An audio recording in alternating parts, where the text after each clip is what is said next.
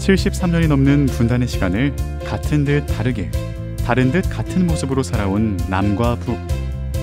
우리가 쉽게 갈 수 없는 북쪽 지역에서 사람들은 어떻게 살아가고 있을까요? 북한에서도 가장 중심에 있는 평양. 남북의 왕래가 가능해진 미래를 가정하며 그곳에서의 일상을 상상해보는 이색적인 공간을 소개합니다.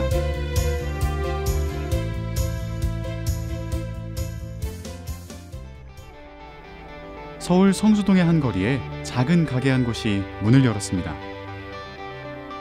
평양 슈퍼마켓이라는 이름의 팝업 스토어. 평양이라는 지명과 슈퍼마켓이라는 단어의 조합이 낯선데요. 내부에는 복고풍 디자인의 과자들과 북한을 색다른 관점에서 보고 있는 서적들, 프로파간다 화풍의 포스터가 눈에 띕니다. 저희가 사실 2년 전에 한번 평양 커피라는 형태로 프로젝트를 팝업을 했었고요. 두 번째로는 평양 슈퍼마켓이라는 공간을 만든 거고, 기본적으로는 더 이상 북한이라는 나라를 저희가 무서워하는 게 아니라 거기에도 우리처럼 똑같은 라이프 스타일을 가진 사람들이 있다라는 생각을 해보자는 관점에서 만들어진 프로젝트입니다.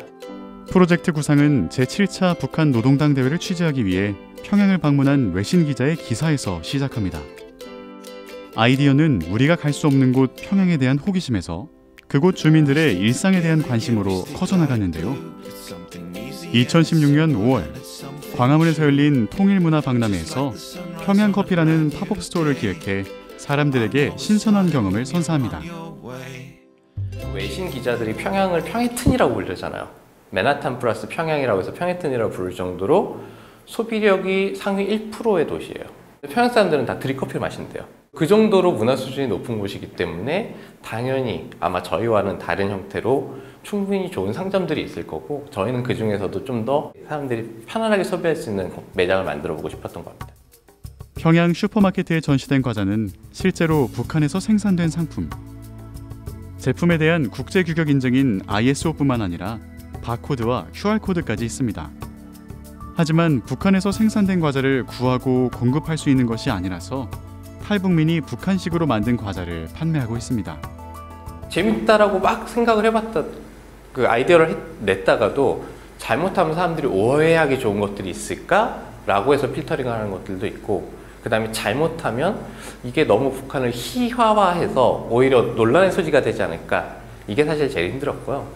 그 다음에 사실 매장 시작하고 나서는 저희는 그냥 재밌게 쓰려고 시작을 했는데 생각대로 너무 팔려서 수급이 어려워서 힘들어하고 있습니다. 우연히 길을 산책하다 혹은 입소문이나 SNS에 소개된 글을 보고 호기심에 매장을 찾는 손님들의 발길이 이어집니다. 구경도 하면서 동시에 북한에 대한 상식도 얻을 수 있는데요. 사탕이랑 젖 캔디는 뭐지? 우유 캔디요. 북한은 과자는 우유라고 쓰는데 이렇게 사탕은 꼭 젖이라고 써요. 저기 보시면 젖사탕이라고 되어 있잖아요. 그래서 우유 베이스의 사탕. 골목이 많이 변하고 있어서 가끔 이제 어떻게 변하나 보고 있는데 여기는 눈에 확 들어오더라고요. 트럼프도 그렇고 요즘 뭐 계속 지속적인 평양 얘기가 있기 때문에 뭐 요즘 최고의 이슈 아니에요? 사람들은 자유롭게 물건을 구경하고 구매하는 과정 속에서 북한에 대해 생각해 봅니다. 한국스러운 맛은 젖 캔디고요. 인기가 제일 많은 건 브랄 캔디예요. 네이밍을 너무 좋아하셔서 정보를 자꾸 오해하시는 분들이 있긴 있어요. 원래 갖고 있던 생각은 저희 나라의 한 60년대, 70년대라고 생각을 했었는데 막상 제품이나 이런 걸 보니까 생각했던 것보다 되게 발전을 많이 한 것 같고 비슷한 나라인 것 같다는 생각이 들어요. 대동강 맥주 되게 궁금하기도 하고 이렇게 워낙 맛있다는 그런 내용이 있는 그런 얘기를 많이 들었는데 그런 것도 궁금하고, 하는 일이 건축이나 인테리어다 보니까 이제 그쪽 나라의 도시 풍경이나 건축물 되게 보고 싶은 거지. 한편 평양 슈퍼마켓의 방문객이 늘어남에 따라 바빠진 곳이 있습니다.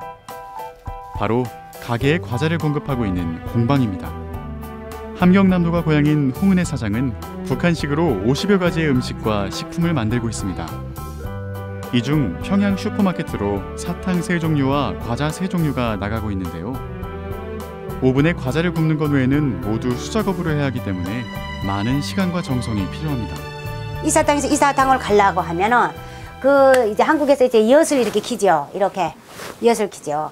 근데 저희는 그런 장비 하나도 없어요. 그러면 사람 둘이 이렇게 인력으로 이렇게 켜가지고 계속 켜야 돼요. 이거를 켜서 색깔이 흰색이 이렇게 밝은 색깔이 나올 때까지 켜요. 그 다음부터 이제 자르는 과정은 이제 이제 낚싯줄 같이 이제 자르면은 엿 동그랗게 나와요.